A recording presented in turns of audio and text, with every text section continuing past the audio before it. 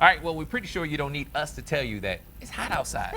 Extremely hot. And but your plants may need to know that in terms of how you take care of them. So here to join us to give us all the tips about gardening during this time of the year, Julia LAUGHLIN is joining us. Happy early 4th. I was about to say happy Friday.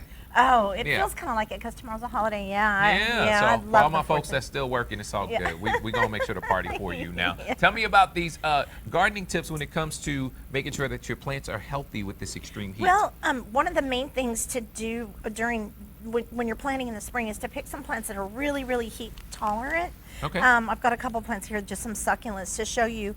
And then OSU's got a fact sheet on selecting drought tolerant plants. We just have such hard weather, Rob, that I mean it's a good idea to start out early with ideas for plants that'll take the heat, especially if we're putting them in pots. And a lot of people put them on pots in their containers or whatever. But okay, so we've already got everything in the ground, and here it is. It's July, the 1st of July. And the plants are dying already. It's hot. Yeah. Yes. Here's the examples of you can go with those. So those are succulents. When you're at your anywhere, your Home Depot, your Walmarts or whatever, if you ask them for succulents, they have a separate section, and a lot of people use those in apartments and indoors. Not a lot of maintenance is used, but they also can add as a decorator for your house. Super drought tolerant too if you put them in the landscape. Super drought because they hold all that water. Yes. So this is a plant that can cope better.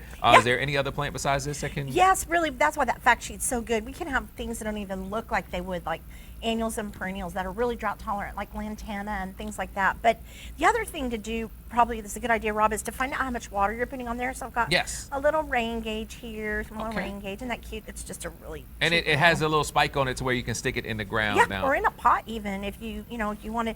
But so that'll obviously catch the rain and tell you how much rain we've gotten if we get rain. If not, you can also use one to measure how much water your irrigation system's putting out.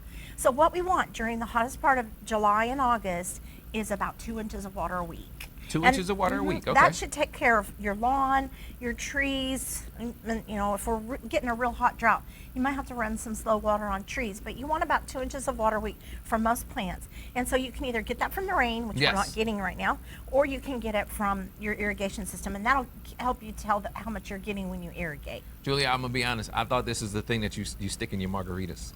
It looks like it normally has the beer in it, but this is key because 2 inches, it doesn't seem like a lot, but that's a lot of moisture that's needed. It does, and if you do it on a regular basis, it stays saturated, so it'll pull the moisture down. Yes. Now, this is something that a lot of folks are afraid to put in their plants because they think they may freeze them to death. They won't. But this is ice, so you can use this, but it has an advantage to it other than pouring water. How so? Well, what you do, Rob, is if you let's say you're leaving in the morning and something needs water, you're in a hurry. If you put a couple of cups of ice on there, it'll melt real slowly and water that plant. You could also use it if you had a place somewhere where your hose didn't reach and you didn't want to go hook the hose up after work because it's hot, right?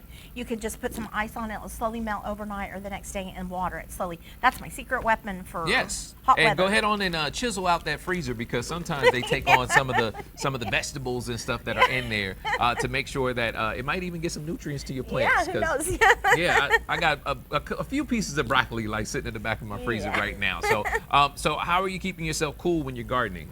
Well, don't forget a hat. It's really important. I have to make myself wear a hat because I don't really like to wear a hat, but a hat will help so much. And then also lots and lots of water.